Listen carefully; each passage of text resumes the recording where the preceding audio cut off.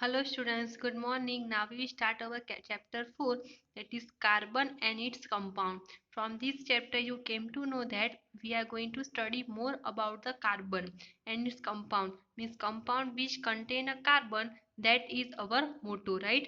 Now in last chapter also we con understood about the many compounds and that important to us in our daily life. Okay, and this chapter also we learn about the carbon as an element and which is of immense significance to us in the both its element form and its the combined form. So here we are discussing about the carbon as the element form and in a combined form also. Now activity 4.1 is that we have to make the list that is things made up of metal. Example is what?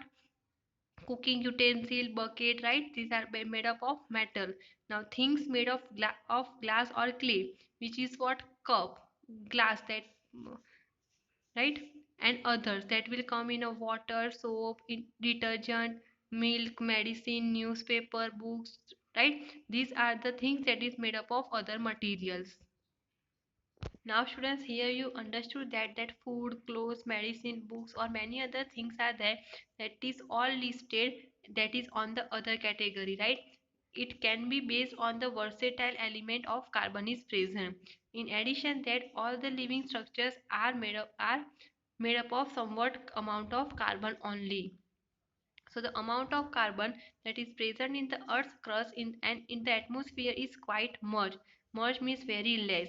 So whatever the amount of carbon that is present in the Earth's crust, right, or in the atmosphere, that you know that in the atmosphere carbon is present in the form of carbon dioxide, which is also only 0.02% is 0.03% is present in the atmosphere, whereas in the Earth's crust it is carbon is present only in 0.02%, and it is also in the form of the minerals like a carbonate, hydrocarbonate, coal and the petroleum. So the amount of the carbon that is present in our environment is very less, only 0.03% in the from the atmosphere as a form of a carbon dioxide, and 0.02% in the form of minerals like these carbonates, coal and petroleum, right?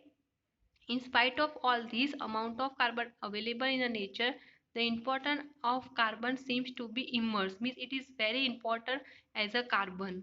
In this chapter, we will learn about the properties of carbon and which make the carbon so important to us. So carbon is present in less in amount in the atmosphere and in the earth crust, but the importance of carbon is very much. So in this chapter, we learn about the importance of this carbon, right? Now students will discuss the bonding in carbon as a covalent bond. Students, two types of bond we have discussed. First, one is the ionic bond that is present in the ionic compounds like a NaCl, right? Now we will discuss the covalent bond. But before that, we study about the some properties of ionic compounds. So what is the some properties that? So they have usually high melting and the boiling point. So first property of the ionic compound will be they have high melting and the boiling points. Second, they will conduct the electricity in the solution or in the molten state. So they will conduct the electricity in a solution or we can say in the molten state. Other properties of the ionic compounds are they are usually found in a solid form. One is that mostly they are soluble in the water like a NaCl, as you know. NaCl is a joined with the ionic bond and most are soluble in the water. And one more property is that they possess strong force of attraction between oppositely charged ions, so that they cannot easily broken down, right? So they are very they possess very strong attraction between them because they are made from the positive and the negative charge, so they have strong force. So these all are the properties of ionic compounds, right? Now we will discuss the properties of covalent compounds. See students, if you observe the properties of carbonic compounds or a compounds having the covalent bond, then these properties are opposite of the ionic compounds. First, they have less boiling and the melting point of the carbon. compounds.